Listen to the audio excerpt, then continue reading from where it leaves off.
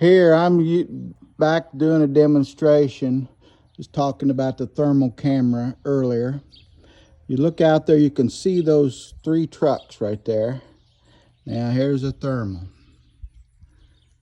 See how those glow bright red when the sun is on it? And then the lawnmower seat right there. See how the sun's on it and it makes it look bright red. And you pan over there, anything that the sun is on is blowing bright red. And then you see these blues, you get down here in the blues, and this is a whole lot cooler.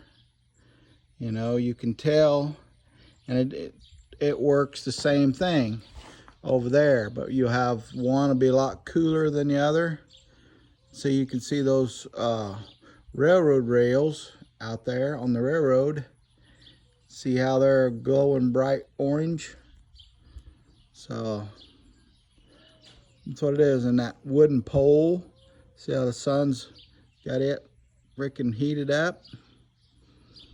It's very, very sensitive machine. So, and it works really well when I'm out there trying to check for if we've got water in the tank. It leaves a distinct line just like it does there.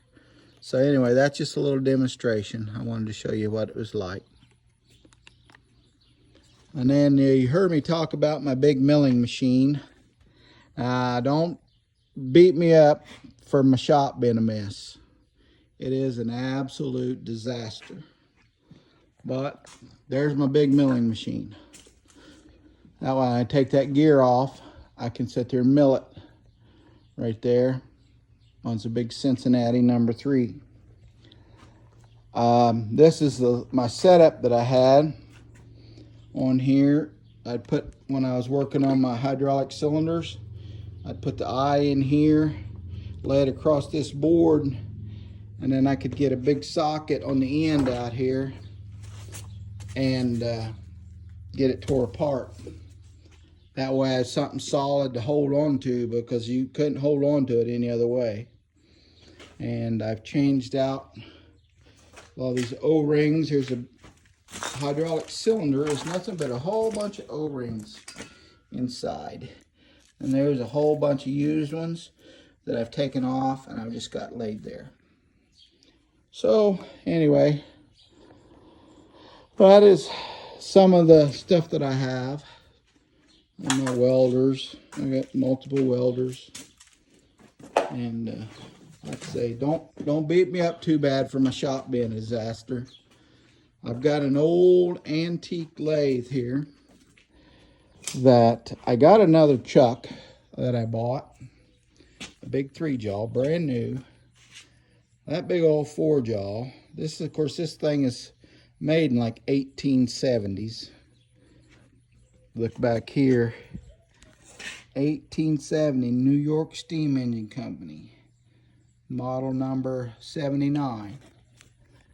So this thing is really old, but it's big and it's long, and that's what I like about it. It's got an 8-foot bed.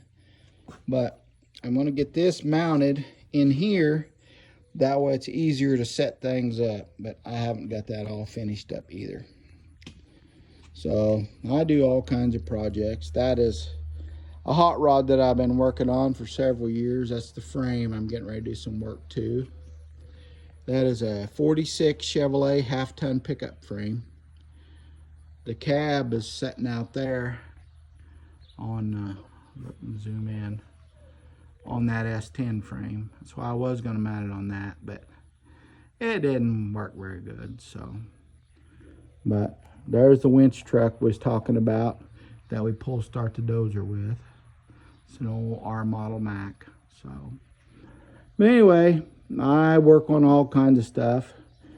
It's kind of like my channel I was wanting to be kind of set up towards fixing stuff, because I fix all kinds of stuff. You know, lawnmowers, electric motors that I work on, lots of welding and fabricating.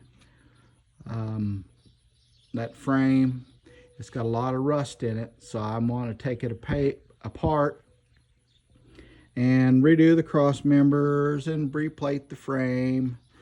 So I'd like to put a modern engine in it. Use a straight axle, but upgrade the brakes and everything on it, and use like an S10 rear end under it.